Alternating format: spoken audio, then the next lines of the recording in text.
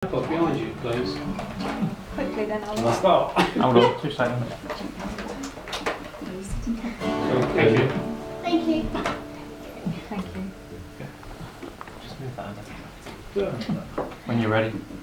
Thank you. I'm ready. I'm ready. I'm not so very good at making speeches. I have this fear of saying it all wrong. So I'll tell you what I'll do. I'll sing my thoughts to you, and I'll do it in the words of this here song. I first met Pete in the 60s when he gave a drum rendition at the Grafton Arms in Kentish Town, where I held an audition. He twirled those sticks and kept good time. He really did impress. We took him on, he joined the band. Now it's history, I guess. He joined our little band and he became another brother, along with me and Bob, and not forgetting Tony Seller. We played the clubs of England, just these three lads and me, in a group of rock and rollers in a band that we called the Screaming Girls and Trendy Mods all came to hear us play. Then we had a record out called Each and Every Day.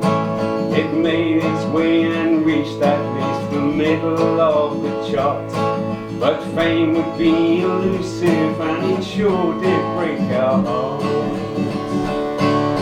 The Rolling Stones, Small Faces, and of course the Walker Brothers, Chris Farlow and Rod Stewart, and so many others.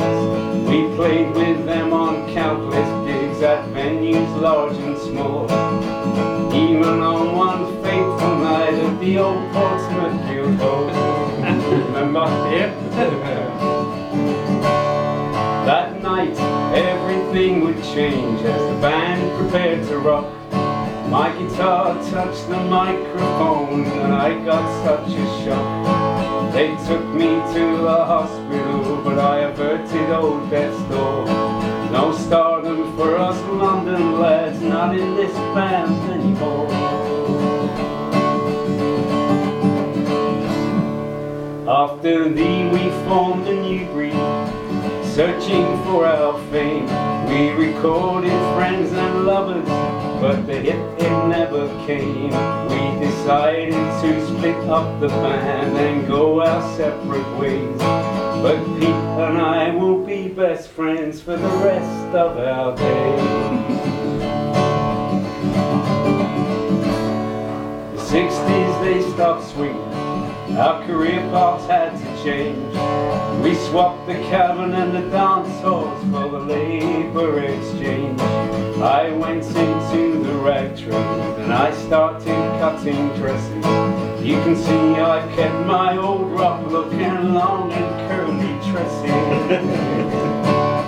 Peter found it hard to make a living as a drummer. Instead of bashing skins, you'll find him working as a plumber. As for Bob, he found some work just like the rest of us, up and down the Archway Road on a big red London bus. Now for Tony Seller, he no longer plays the bass. You'll find it underneath his bed where he keeps it just in case. Karaoke is his newfound fame on an island in the sun. We can't forget the good old days when we all had so much fun.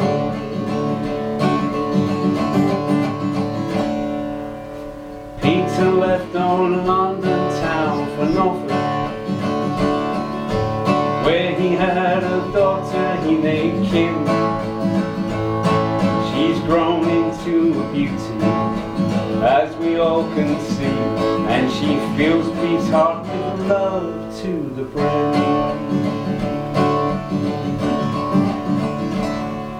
He likes the very expensive clothes, does Peter. He won't wear jeans that have holes in the knee. He likes to dress quite flash, and he loves to splash the cash on the very best designer Armani.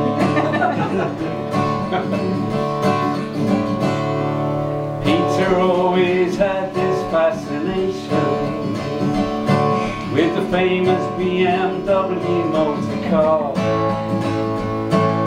To own one was a dream, and he's had some, as we've seen. And he longed for the new series from afar. So he went into the showroom just to check what's on display. But he fell for something else instead, that's why we're here. He didn't get to drive the latest model, as we know, but he certainly took a test drive on a lady known as Joe.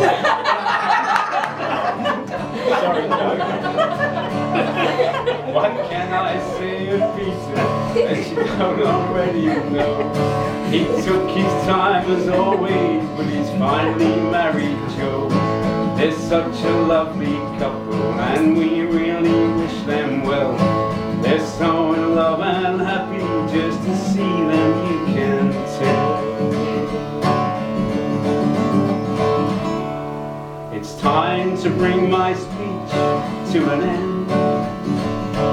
I've been proud to sing this song to my friends. It's time to raise our glasses and to wish them love and joy in the life they've made together with Ollie, their boy.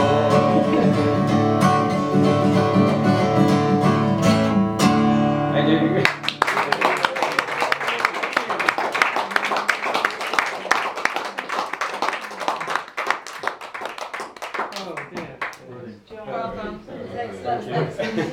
Thank you. Thank you. Cheers, Andy. You're welcome. Cheers. Cheers. Toast all round, I suppose.